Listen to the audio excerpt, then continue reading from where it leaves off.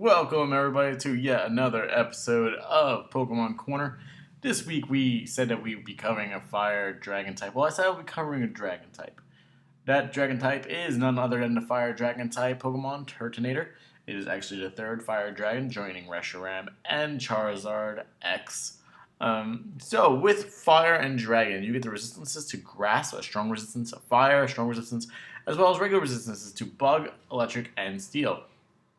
You also come with the weaknesses to rock, ground, and dragon. Now, these are pretty big weaknesses considering the fact that rock and ground, when combined, create like a neutral coverage and is very commonly used in like Edgequake as well as like Rockslide and Earthquake. And dragon is really one of the more highly touted types. Less so now that fairies are introduced, but still very, very often seen in Garchomp and Salamence. So with that, Turtonator doesn't really find too much use being weak to the three biggest types in the game. With that said, poor Turtonator here is not going to be terminating anybody, and he actually falls down into the RU tier. He does come with the ability Shell Armor, which prevents all critical hits. It's a nice ability. It doesn't really give you much options, but being a bulky Pokemon and not being able to get hit by critical hits is always a nice thing. Speaking of bulky Pokemon, let's get into the stats here for Turtonator here. Your base stat for HP is 60, maxing out at 167 at level 50. All these stats are going to be maxing out at level 50, seeing as that's the level that is used in most common gameplays. Your attack stat is 78, 130, or 143 with a beneficial nature.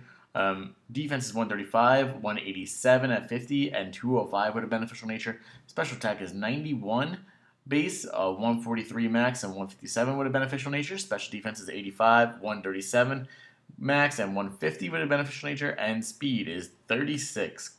That weird number again. This maxes out as 88, and with a beneficial nature goes up to 96. The lowest stat you can get is actually 36. So at this point, we're in a range where it's like whatever your base is, that's also going to be the lowest stat that you could acquire. But yeah, Turtonator is another one of those Pokemon that find itself in the weird limbo of 35 through 65 speed. Fortunately for it, it didn't even get into the bigger limbo, which is 40 to 60, but it's about 2 points too fast. It's weird to say that this thing is too fast. But yeah, it finds itself a few points too fast to be really usable in a Trick Room set. Overall, its total stats is 485, narrowly missing the 500 mark, which definitely would have got it into at least the UU. But it's not all bad. It's not in the NU or PU tiers, so there must be something you could do with this thing, right? Let's find out. So notable physical moves are Body Slam, which is 85 base and 30% chance to paralyze. Brutal Swing, which is 60 base. I only put that in there just because it, applies as a dark type move and it works really well in doubles.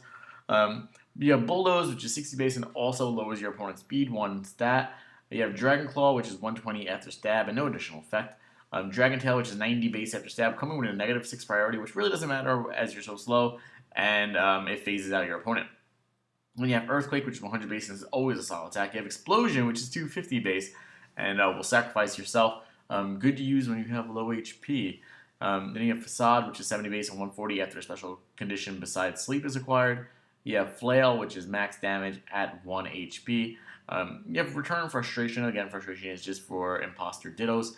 And you have access to Head Smash, which is 150 base rock type move with half the damage you do being received as recoil, unfortunately. You have Payback and Revenge. Both come with negative priority. Payback being a dark type, Revenge being a fighting type. Payback has 50 base, doubles to 100, and 60 base for Revenge, and that doubles to 120. You have Rock Tomb, which is 60 base and lowers opponent's speed, pairs well with Bulldoze. Then you have Stone Edge, which is 100 base, low accuracy, and has good coverage with Earthquake as well as critical hit chance. And finally, you have your one and only fire type stab move, which is Flame Charge, which is 75 base after stab and speed +1. So it kind of gets you out of that limbo, kind of, after one Flame Charge, even with max speed. You're only going to gain 48, so it brings you up to like 144, so just keep that in mind. So, your notable special attacks are, and one of my favorite attacks of all time, Charge Beam. Electric type move, 50 base, and 70% chance to raise your special attack +1. You have Draco Meteors, 195 after stab, and actually has the force of a meteor once it is applied with stab. and you -2 special attacks after your use, which is the only downfall. Then you have Dragon Pulse, which is noticeably weaker, but comes with no downfall. It's 128 after stab. You have Fire Blast, which is 165 after stab, 10% chance to cause burn, but it has low accuracy. You have Fire Spin, which is going to be 52.5 base after stab, and traps your opponent in for 4 to 5 turns, doing residual damage every turn as well. You have Flamethrower, which is more reliable. Fire Blast, a little bit weaker, 135 after stab, and 10% chance to burn. You have Flash Cannon, which is for fairies, and you have 80 base and 10% chance to lower special defense.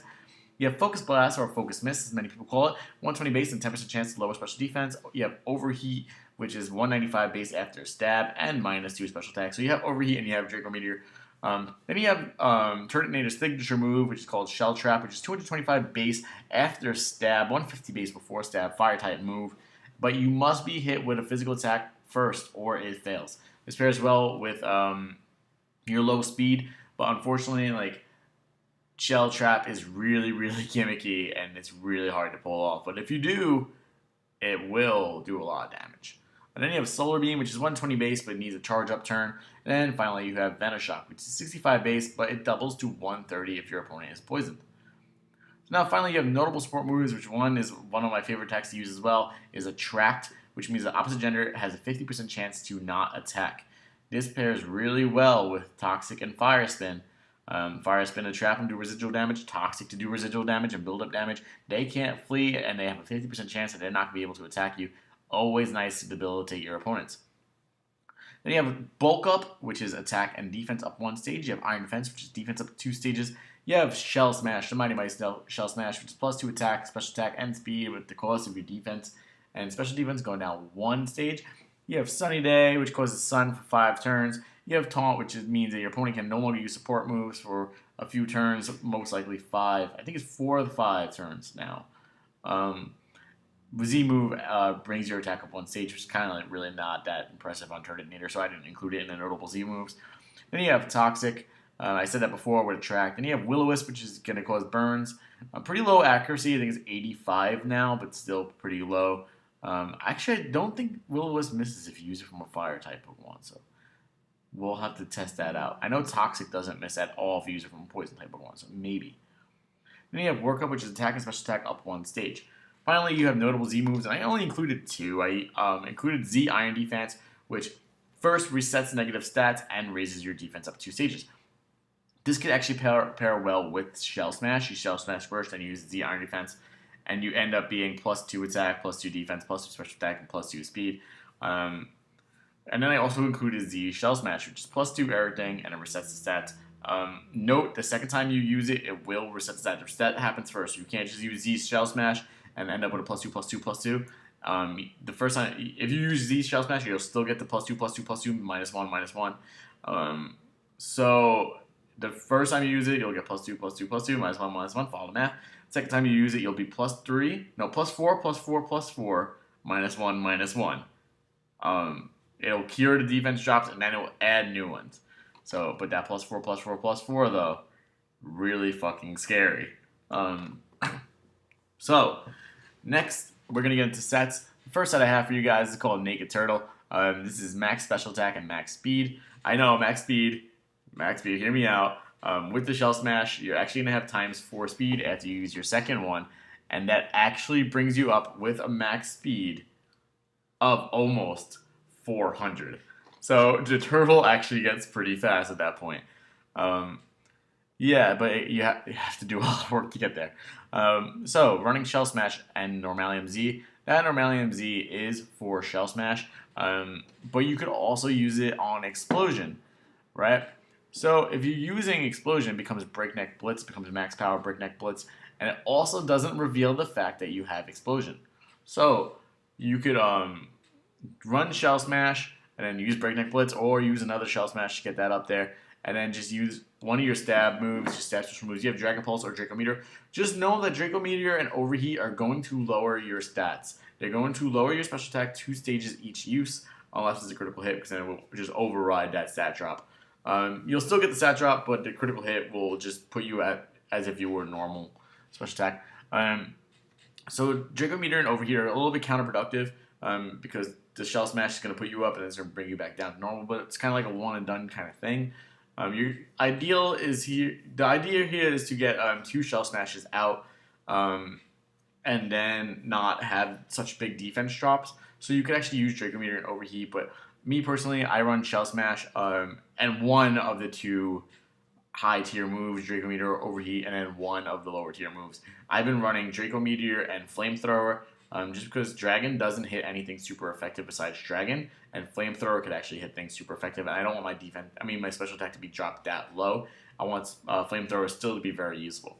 And finally I have Explosion, which is just a nice surprise. I'm going to die, and I'm going to explode before I do it. So the next set is I Will Trap and Terminate You. This is max HP and max defense, so that's 205 defense and 166 HP. You're going to be running leftovers, and even though it's called I Will Trap and Terminate You, I do not use Shell Trap. Again, it's just too gimmicky. It doesn't work as often as you would want it to, and yeah, it's really unfortunate. Unfortunately for Turtonator, he does not have Burn Up. If he had Burn Up, he would just become a regular dragon and just be weak to Dragon, Ice, and Fairy. Which completely changes his weakness card, if you think about it. So someone comes in to try and combat Turtonator, and they're running a Rock and Ground set, just try to get past you, and you use Burn Up, and no longer works in their favor. But unfortunately, that's not an option. I think the only Pokemon that has Burn Up off the top of my mind is Arcanine. We'll have to double check that later on. So this set is using leftovers, Attract, Fire Spin, Toxic, and Body Slam. The idea behind Body Slam is that it causes paralysis. If you know that a Pokemon is going to be a problem and is not affected by Toxic, you go for the Body Slam. And Paratract is really, really scary, because the Body Slam gives you 25% chance not to attack, and then Attract gives you 50% chance not to attack. You're really kind of like hoping that RNG goes in your favor as an opponent, and hope they actually get through this and attack. And then by the time you do get attacked, how much damage did you already rack up because of Fire Spin and Toxic? Fire Spin is your stab move, 52.5. You could also use that to do more damage. And it just causes a lot of damage, and it causes a lot of frustration for opponents. I know that as well because I've been using that set. Then finally, you have your bulky boosting set, which is max HP and max defense. You're running White Herb on this set. It's Charge Beam, Shell Smash, and then one of your Dragon stab moves and one of your Fire stab moves. I would go special attack stab moves, such as like Dragon Pulse, as well as Fire Blast or Flamethrower. You have Charge Beam to increase your special attack here as well, 70% of the time. So you actually can go with like the highest tier moves, because you're going to be able to get those stats back relatively quickly. So overall, it's too bad for Turtonator that he has such a weird gimmicky signature in Shell Smash, because the Pokemon needs to hit it with a physical attack in order for it to work. And sometimes your opponent will expect that, and they'll kind of alter their game plan. A really good moveset from both sides of the attack really helped this guy, but he only has one stab fire attack. He doesn't even get access to Fire Punch or Flare Blitz or anything like that. And even though Flame Charge does come with a +1 speed, and which could really be helpful, it's not really helpful enough on something so slow. It's also really too bad that this guy relies on Shell Smash to get going. And, you know, as I said earlier, 36 speed is about 2 points too fast for it to be slow enough, and for it to be able to out-slow some things in Trick Room. Overall, I say Turtonator is at home in the RU tier, but it could also be used in upper tiers. I use it in Uber sometimes, and I found success with it. Yeah, so I just have one question for you guys. How exactly does a Pokemon use Shell Smash twice?